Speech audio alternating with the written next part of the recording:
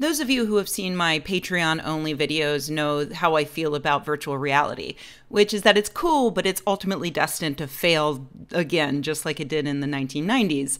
But that doesn't mean I want it to fail. I actually really like it. And now I have even more reason to hope that I'm wrong about its impending failure.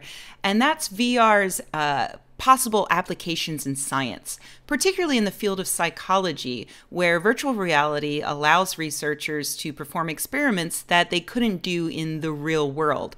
And I'm not just talking about ethically dubious things like making subjects electrocute other people or kill rats or something.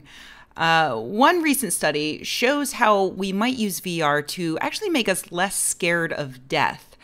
If you'll recall, a little while ago, I made a video admitting that I'm pretty scared of death because I'm an atheist and I don't believe in any kind of life after death. And I think I'm pretty great and I would prefer to continue existing. So I love this study, even though it's very small and it doesn't really mean anything other than here's an interesting thing that needs more research. But let's talk about it. It's based on previous findings that people who have out-of-body experiences tend to come away with changes in their perception of death. And also, they tend to be kinder and more generous for years to come. The problem is that out-of-body experiences happen pretty randomly, and usually when a person is near death or under the influence of pretty heavy drugs. So that makes it extremely difficult to study in the real world. But Spanish researchers tried to replicate out-of-body experiences by taking a bunch of women and setting them up with VR headsets and controllers. They had them lounge in a chair, and in the VR world, they were doing the same thing in a first-person view. They would then feel balls hitting them, and insert your joke here, and see the balls in VR hitting them, which just cemented the fact like, okay, this is me, I am here, this is my body. They would then perform a simple task, a ball dropping task, again, insert your joke here, to acclimate them to that environment. After all of that, the subjects would see their view pull back to float from first person into third person, basically. They would be floating behind the body that they just felt themselves inhabiting, slightly above and behind that body. For half the subjects, they were then poked in the chest, jokes, and they would at the same time see a stick poking just underneath the camera. And this made them feel from that first person view that they were being poked while looking at their body that they had previously inhabited.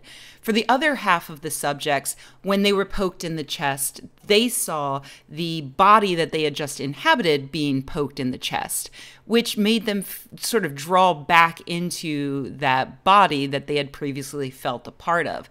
While in the first group, you know, they really felt like they were floating above their body, like a real out-of-body experience.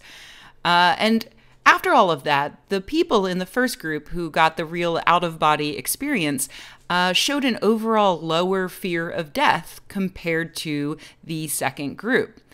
That's pretty interesting, but even more interesting to me is the why and how this relates to things like religion.